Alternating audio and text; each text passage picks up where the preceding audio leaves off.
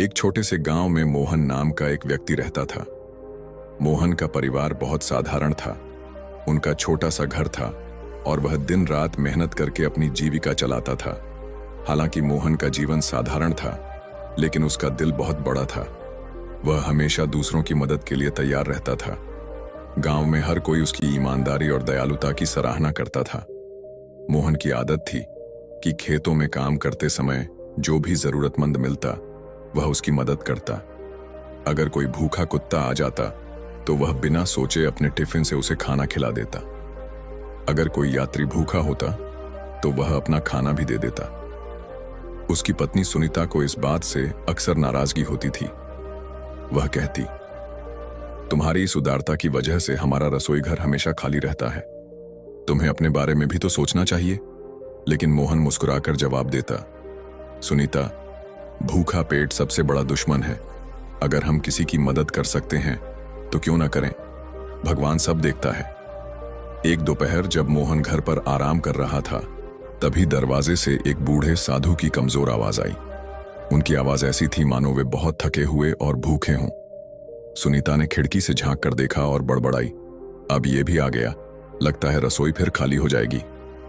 मोहन ने उसकी बात अनसुनी कर दी और दरवाजे की ओर बढ़ा। दरवाजा खोलते ही उसने साधु को देखा। पतला, थका हुआ, गंदे कपड़े, चेहरा पसीने से भरा हुआ। मोहन ने तुरंत उन्हें अंदर बुलाया। बाबा, यहां बैठिए, मैं आपके लिए पानी लाता हूं। वह जल्दी से अंदर गया, ढेर सारा पानी लाया और साधु को दिया। बूढ़े साधु ने धीरे धीरे पानी पिया और राहत की सांस ली। उनके चेहरे पर शांति झलकने लगी। साधु ने कहा, बेटा, मैंने 2 दिन से कुछ नहीं खाया। अगर तुम कुछ खाना दे सको तो मैं बहुत आभारी रहूंगा। मोहन दौड़कर रसोई में गया, लेकिन वहां देखा तो सिर्फ 2 रोटियां बची थीं, जो उसके अपने दोपहर के भोजन के लिए थीं। फिर भी बिना एक पल सोचे उसने रोटियां उठाईं और वापस चल दिया। सुनीता ने उसे रोक लिया। वह गुस्से में बोली, तुम क्या कर रहे हो? ये रोटियां तुम्हारे लिए हैं। अगर इन्हें दे दोगे तो तुम क्या खाओगे? वह साधु किसी और के घर मांग सकता है, लेकिन हम कहां मांगने जाएंगे?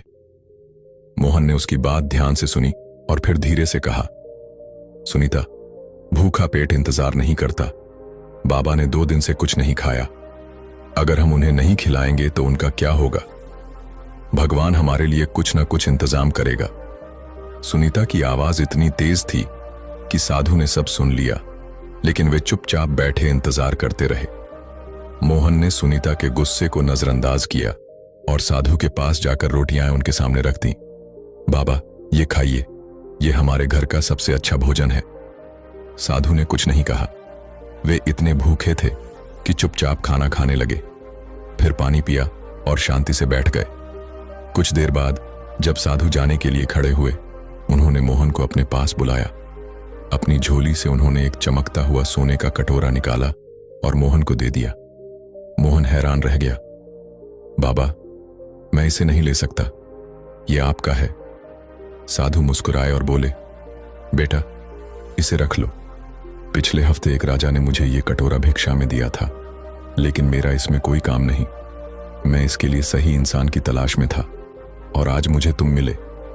उन्होंने आगे कहा, यह तुम्हारे अच्छे कर्मों का फल है। हमेशा याद रखना, कर्म ही सच्चा धर्म है।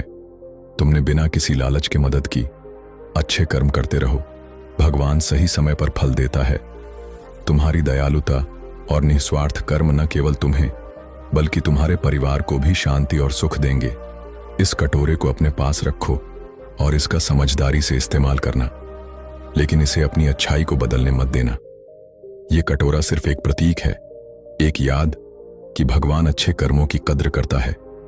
यह कहकर साधु चले गए। मोहन कटोरा हाथ में लिए उन्हें जाते हुए देखता रहा। उसकी आंखों में खुशी के आंसू थे। उसने मन में प्रण किया कि चाहे जो भी स्थिति हो, वह हमेशा दूसरों की मदद करता रहेगा।